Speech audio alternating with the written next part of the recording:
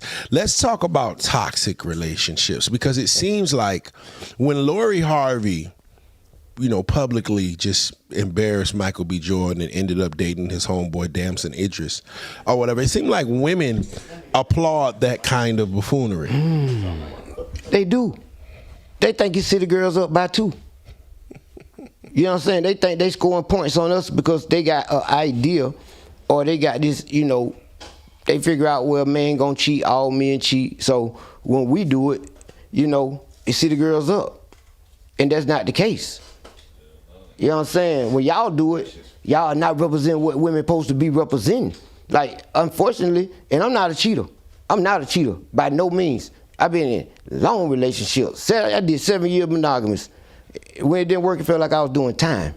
That's almost a whole decade. That's almost a whole, you know what I'm saying?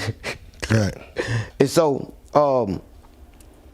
I just think, that new pack in, boy.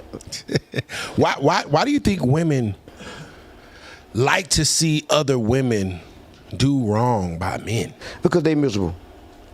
Because I think they miserable. I think that, unfortunately, as women go on in life and things don't pan out the way they had in their head, then they start to get bitter. And I think, the bitterness starts to come out and show. And then the older you get, the more stuck in your ways you get. So now you being bitter, you going into your 40s, things ain't enrolled, it ain't came over like you wanted or like you intended, and now you start to take on that persona.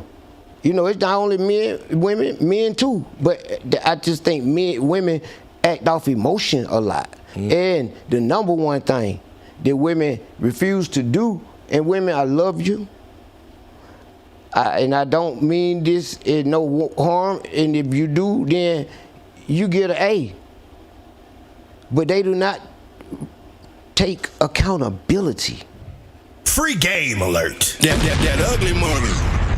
Sometimes this stuff will be over real fast if you just own up to it. And you say, I was wrong. But women refuse.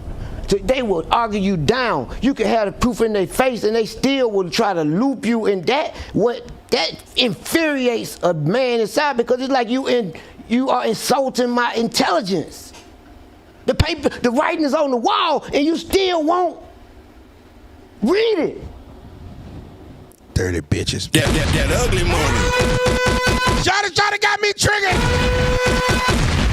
The writing's on the wall. That ugly money. You wrong. That ugly money. But in the book, no, we're not talking about the book. We're talking about the wall. Right. Yeah, ooh, Jesus.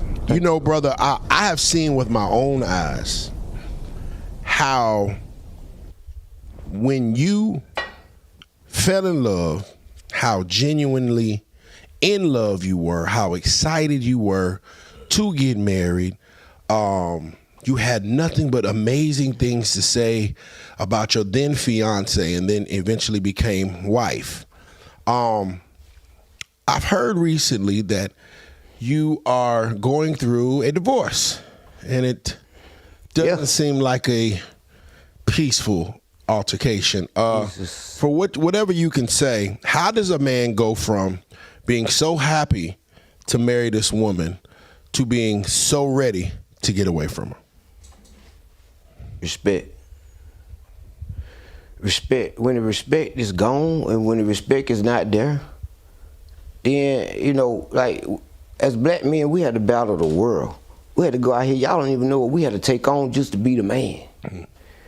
And then to come home and there's no respect for what we do, for who we are, and you supposed to be the person I got to love on, it make you spin the blocks a couple of times. Not, like just drive around the neighborhood about 5 times before you even pull in the driveway. When you know you finna walk into turmoil, when you finna walk into a toxic situation, man, it's defeating. It's defeating. It's very disappointing. I'm more disappointed because I was like a groomzilla, a groom gorilla. Mm-hmm. I had a beach wedding, mm-hmm.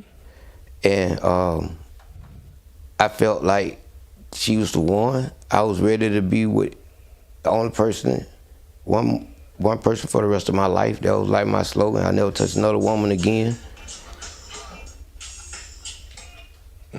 And I thought we was building, man. Right. You know what I'm saying? Pandemic, we was bumping. You know what I mean? We had business mind. We, you know, bought a home together before marriage. And we was trooping. Man, I'm gonna say, ooh, Jesus.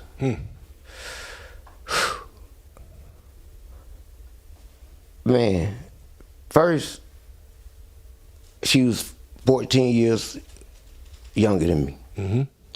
And I think when you cross them, when you go back generational, like when you go, I just think, you know, it's 2 generations. Like, I think that my idea of marriage and home and the dog and, you know what I'm saying, the family type thing, I don't think that was instilled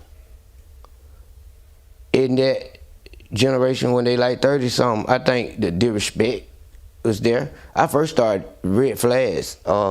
We had a conversation. She just, her respect for adults, period. Like, she would tell me how she would handle her teachers in school. And like, she took my phone, I went in the desk and took my phone back and called my dad. I'm like, you did what? Like, things I wouldn't think of doing. And so, you know what I'm saying, it's in the rear end. And I married her because she was from a two-parent home. I was like, you know what it looked like? Your parents been together a long time. Right.